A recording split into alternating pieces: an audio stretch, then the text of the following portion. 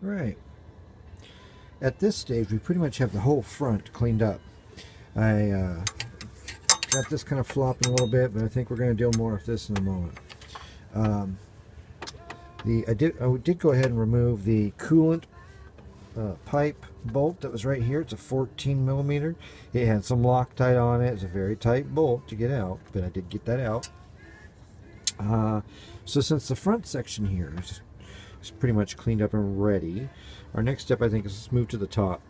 Let's go ahead and we're going to start with removing the ignition coils here, which go down to the spark plugs. We're going to do that by removing them with this little bolt here. This is just an 8 millimeter bolt. After that bolt's been removed, just grab this ignition coil, pull it straight up. That's the end that plugs into your spark plug way down in that hole. And then simply move on to the next one. There are 4 of these, so go ahead and do all 4. And we're going to remove our spark plugs down here. I've already actually loosened these up. Go ahead and remove your spark plugs. Sometimes they're going to stay down in these holes after you've loosened them up. Mine have. If you can find some sort of grabbing tool to reach down in there, it'll be simple to just grab them and pull them out. Alright. Our next step in trying to remove the camshaft cover is we're going to remove this breather hose, and we're going to remove the PCV hose right down there. Let's get those both out of there. Just use some pliers there on those clamps. Alright, hoses are disconnected. Let's pull the dipstick out. We don't need that right now. We'll put that over in our parts. And then our next step is we're going to go ahead and remove 6 bolts from the camshaft cover. There's 1, 2, 3, 4, 5, and 6. They are a 10 millimeter bolt, or actually it's a cap, an acorn cap. Okay, removed the nuts and the washers underneath them, and we are ready to remove the valve, or excuse me, the camshaft cover. And I'm carefully removing it here. There it is. There is, excuse me, there is the top timing chain, and those tubes there sticking up in the middle are where the spark plugs go. And then you can see the 2 camshafts.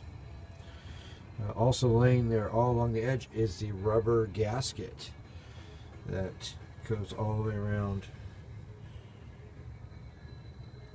the camshaft cover. It's kind of flopping off.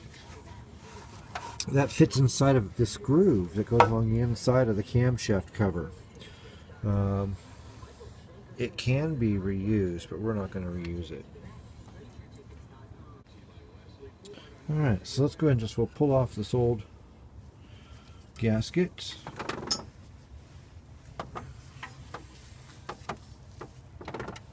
Now we need to go ahead and remove the timing chain covers. Or cover. It's one cover. It's got a whole bunch of bolts. You can see there's 1, 2, 3, 4, 5, 6, 7 here, and then 1, 2, 3, 4, 5, 6, 7, 8 on this side. And there are 2 underneath, one here at this slot and one here right at the end of that little triangle down here. And you have to get those from underneath the car. And I'll show you in a minute. Those are going to be a little difficult. Otherwise, we'll take those out, then this will pull off. Don't forget the nut that's right here also. Same size, 10 millimeter, like all the other bolts there. Just don't want to forget that nut. It's kind of hidden in there. So, I got all these bolts off the timing chain cover. I still got the 2 that I mentioned. The one that's right here underneath, and the one that's right here underneath. And I have to get to those from underneath. I have to get to them through this crack. See this crack down here? I have to reach underneath the car to get to them. Now, just in order to see where I'm going to go, there's a little... It's easy enough that I can actually reach under the car, but still look from the front of the car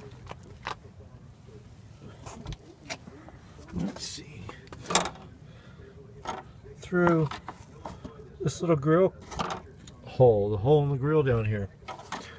And I'll be able to see right when I'm putting the wrench up and make sure they're going up in the correct slots. You can actually kind of see the slots right now. And that's where I'm going to put them. Okay, I've removed the camshaft cover, and now I've removed the timing chain cover, and you can see the two different timing chain sections here. One thing I'd like to do first thing is, you see this right here, this is the oil pan, and there's a little gap right there, and that is where oil goes down and back into your pan, obviously. But what can happen is stuff can fall down into that little gap and be down in your pan. I know that to remove the oil pan from this vehicle is probably beyond my basic needs or abilities here at my home, and so I don't want stuff to fall into that oil pan. So I'm going to take, I folded up a paper towel, I'm going to tuck it in there into that hole just to kind of keep dirt or any screws or nuts or bolts from falling down in there. That's one thing you don't want to have happen. After I do that, the next thing is you want to just really pay a good close attention to this whole timing chain system here. We've got here's the two camshafts. We've got what's called the upper or the little timing chain, and it goes around this idler. This idler also has on the back side another chain. This is the lower or big timing chain, and it goes all the way down and around the crankshaft down there. You have two tensioners. This is the tensioner unit for the top timing chain. This is the tensioner unit for the bottom timing chain, and it consists of a shoe that rubs against the chain and a spring-loaded tensioning unit, which is, well, it's back behind here. You can't really see it on this one. And down here, this is the spring-loaded tensioning unit pushing against the shoe up against the chain. These come out pretty easy. This is all pretty simple stuff. We're going to take off these bolts here to take off this tensioner. Once that comes off, then we're going to move to, we're going to remove the chain itself. If it is too difficult to remove the chain with,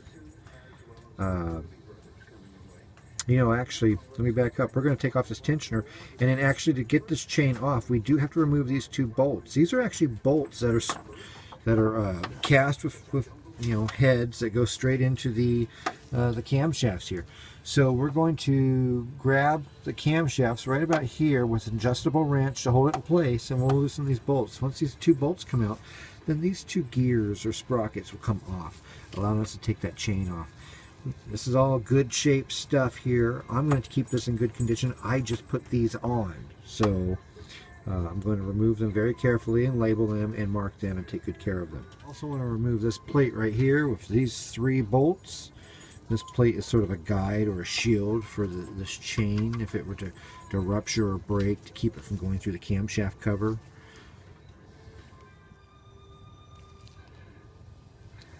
Okay, I've loosened up the 14mm nut and removed it from here on the upper timing chain tensioner. Remove these two 10mm bolts. That one's got to be done. Yeah, there we go. Got a little tension on there, pushing it off. Okay, that comes off.